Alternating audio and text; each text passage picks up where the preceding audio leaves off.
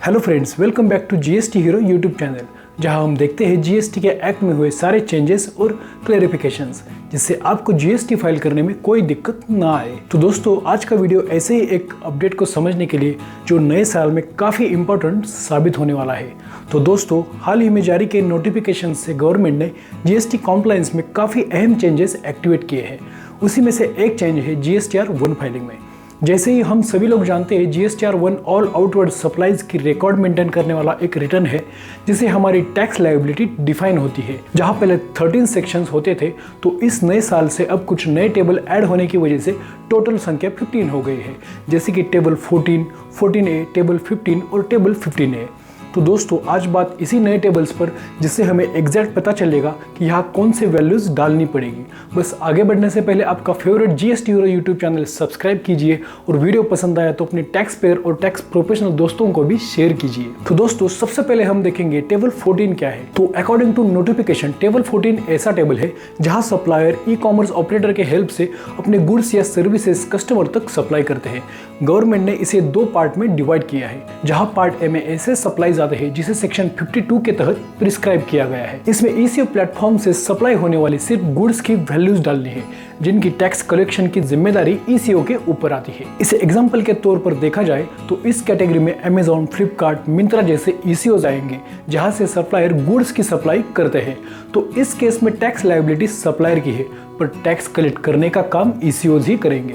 और अगर part B की ओर नजर डालते हैं तो हमें समझ में आता है कि यहाँ सेक्शन 95 के अकॉर्डिंग ईसीओज से करी गई सर्विस सप्लाईज की रिकॉर्ड मेंटेन करनी है। मतलब अगर जोमेटो, स्विगी, ब्लाब्ला, ओयो जैसे सर्विस प्रोवाइडर ईसीओज आएंगे, तो जाहिर है कि यहाँ टैक्स लायबिलिटी ईसीओज के ऊपर ही आएगी। बस यहाँ एक चीज़ हमें गौर से ध्यान में रखनी है कि इस टेबल को सप्लायर द्वारा रिपोर्ट किया जाएगा, ना कि ईसीओज द्वारा। तो ये है नया साल का एकदम नया लेटेस्ट चेंज। बस आप ये क्लियर कर लो कि सेक्शन 14 के पार्ट ए में ईसीओज के जरिए की गई गुड्स की सप्लाईज और पार्ट बी में ईसीओज के जरिए की गई सर्विसेज की सप्लाई सप्लायरों को रिपोर्ट करनी है। इसके बाद ऐड हुआ है टेबल 14A, जिसमें कुछ नहीं, बस अगर टेबल 14 में कुछ गलती हो गई हो और उसे हम सुधारना चाहते हो, तो बस इस टेबल में वो अमेंडमेंट हम कर सकते हैं। फिर टेबल 14 और 14A के बाद टेबल 15 भी ऐड हुआ है, जो कि ईसीओज के लिए काफ़ी इंपॉर्टेंट है, क्योंकि इसमें सेक्शन 95 के तहत रजिस्टर्ड या अनरजिस्टर्ड सप्लायर ने ईसीओज के जरिए किए जाने वाले सप्लाईज की वैल्यू डालनी है। पर यहाँ कोई गुड्स की लेन देन नहीं, बस सर्विस देने का काम ईसीओज कर रहे हैं। तो जाहिर है यहाँ टैक्स लायबिलिटी ईसीओज की आएगी, और यह टेबल भी ईसीओज को ही भरना पड़ेगा। इसमें ज़्यादा कुछ कन्फ्यूजन वाली बात है नहीं।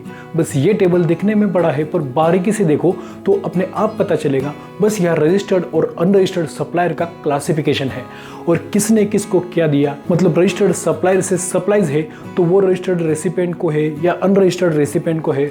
बस यही बात इंपॉर्टेंट है, बाकी ज़्यादा कुछ इसमें डालना नहीं है। बस type of supplier, type of recipient, GSTN, document number, document date, tax amount, tax rate, values of supplies और नेचर ऑफ सप्लाई जैसी डिटेल्स डालनी है।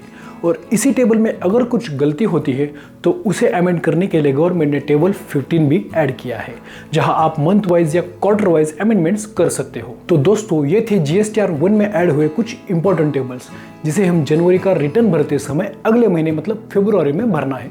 पर दोस्तों, जैसे कि आप जानते हो, मैनुअल फाइलिंग में गलती होने के चांसेस ज़्यादा रहते हैं। तो भले ही उन्होंने अमेंडमेंट टेबल्स दिए हो, पर गलती की पेनल्टी तो भरनी ही पड़ेगी। तो दोस्तों, अगर आप एडवांस तरीके से ऑटोमेटिक, एक्यूरेट और सबसे फास्टेस्ट जीएसटी रिटर्न फाइलिंग चाहते हो, तो स्क्रीन पर दिख रहे डिटेल्स थ्रू हमें कांटेक्ट कीजिए और GST hero made GST return filing software का डेमो देखिए। गारंटेड आपके बिजनेस को आपको फायदा होगा और आपका घंटों का समय तक बच जाएगा। तो दोस्तों, चलिए चलते हैं, रुकने का टाइम आ गया। मिलेंगे दोबारा जल्दी ही कुछ खास कंटेंट लेकर। तब तक आप आराम कीजिए, अपनों का, अपने बिजनेस का ख्याल रखिए। बाकी जिम्मेदारी हम पर छोड़ दीजिए। वीडियो पसंद आया होगा तो लाइक कीजिए, शेयर कीजिए, अपने टैक्स पेयर, टैक्स प्रोफेशनल दोस्तों को भी शेयर कीजिए, और हमारा चैनल भी सब्सक्राइब करने के लिए भूलिए। मिलते हैं दोबारा जल्दी ही, तब तक शुक्रिया।